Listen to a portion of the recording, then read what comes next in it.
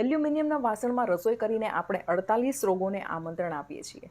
Aluminium ધાતુની શોધ થઈ ત્યારે તે બહુ મોંઘી હતી અને ફ્રાન્સનો સમ્રાટ નેપોલિયન બોનાપાર્ટ એલ્યુમિનિયમના વાસણમાં જમતો હતો, કારણ કે એ સમયે એલ્યુમિનિયમ સૌથી મોંઘી ધાતુ હતી. દુનિયામાં 60% વાસણ એલ્યુમિનિયમથી બનાવવામાં આવે છે, કારણ કે તે અન્ય ધાતુની સરખામણીમાં સસ્તી અને ટકાઉ હોય છે. સ્ટીલના વાસણ સારા, પણ એલ્યુમિનિયમ તો નહીં જ, અને માટીના વાસણો તો શ્રેષ્ઠ છે અને રહેશે જ. સૌથી સલામત સ્ટીલ SS202 કે જે જલ્દીથી કોઈ સાથે રાસાયણિક પ્રક્રિયા નથી કરતું.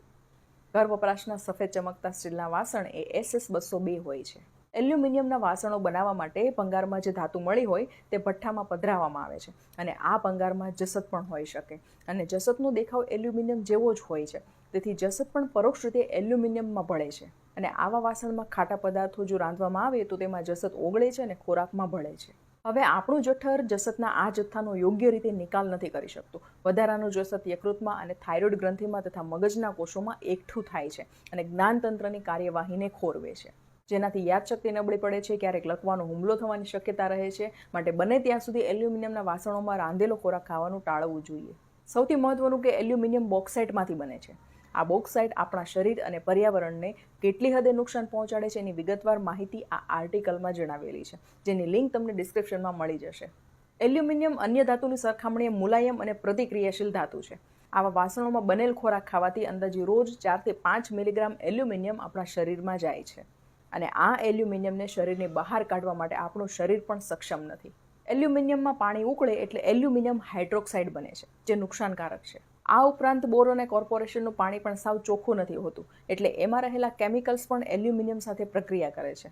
કોર્પોરેશનના પાણીમાં જંતુનાશક તરીકે ક્લોરિન ભેળવેલું હોય છે, જે એલ્યુમિનિયમ ક્લોરાઇડ બનાવે છે. ખોરાકમાં એલ્યુમિનિયમ ભળવાથી હાડકાં નબળા પડી શકે છે, કારણ કે તે આયર્ન અને કેલ્શિયમને શોષી લે છે. માનસિક બીમારીઓ થાય છે, લીવર અને નર્વસ સિસ્ટમને નુકસાન થાય છે. તેની સાથે kidney failure, TB, asthma, diabetes વગેરે જેવા ગંભીર રોગો પણ થાય છે. એલ્યુમિનિયમના પ્રેશર કુકરમાં ખોરાક રાંધવાથી 87% પોષક તત્વોનો નાશ થઈ જાય છે. અલ્ઝાઇમર એટલે કે વિસ્મૃતિનો રોગ પણ એલ્યુમિનિયમને કારણે થાય છે એવું તારણ આવેલું છે. અત્યારે નોનસ્ટિક વાસણો પર ચડાવવામાં આવતું કોટિંગ પણ 2 પ્રકારનું આવે છે. પહેલું કે ટેફલોન કોટિંગ, કે જે ફૂડ ગ્રેડનું હોય છે અને તે સેફ ગણી શકાય છે, પણ પાવડર કોટિંગવાળું વાસણ નુકસાનકારક સાબિત થઈ શકે છે. હજુ એક મહત્વની વાત કે પિત્તળના વાસણમાં વાપરવાની ફેશન છે, પણ ગેસની ઊંચી આંચ પર કલાઈ કર્યા વગરના પિત્તળના વાસણમાં રાંધવામાં આવે તો કલાઈ ઓગળે છે અને ઝેર બને છે અને ખોરાકમાં ભળી જાય છે. કેટલીક હોટલોમાં પિત્તળના વાસણ આવી ગયા છે, પણ કલાઈ વગરના. અમુક હોટલોમાં જ કાંસાના વાસણો વાપરતા હશે. કાંસાના વાસણ અતિ ઉત્તમ, અને એનાથી પણ ઉત્તમ માટીના વાસણ.